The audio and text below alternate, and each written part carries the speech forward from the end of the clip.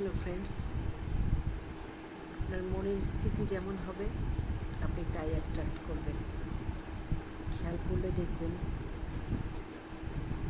আমাদের জীবনে কিছু কিছু প্রবলেম, কিছু কিছু দুর্ঘটনা অনেক সময় ঘুরে ফিরে আসে বিভিন্নভাবে, বিভিন্ন রূপে।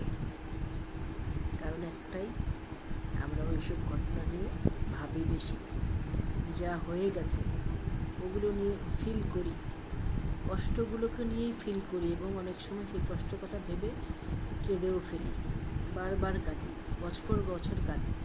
এই জন্যই আবার অন্যভাবে অন্য রূপেগুলোই আমরা অ্যাট্রাক্ট করি।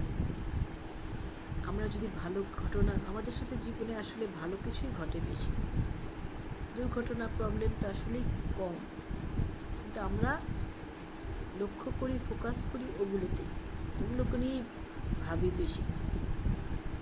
আসলে ভালো কিছুগুলো নিয়ে যদি আমরা সবসময় ভাবি, ওই ফিলিংসটা আনি, যে দুর্ঘটনাগুলো প্রবলেম নিয়ে যে ফিলিংসটা আমরা আনতে পারি, কষ্টের ফিলিং, সেই ফিলিংস না এনে আমরা ভালো ঘটনাগুলো নিয়ে যদি সেই আনন্দের ফিলিংসটা আনতে পারি, তাহলে আমাদের এই জীবনে আনন্দ, ভালো ঘটনাগুলোই বারবার আসবে, বহুবার আসবে, বিভিন্ন উপায়ে, বিভিন্ন রূপে আসবে এবং আমরা সব কিছুর জন্য সৃষ্টিকর্তার কাছে কৃতজ্ঞতা প্রকাশ করব।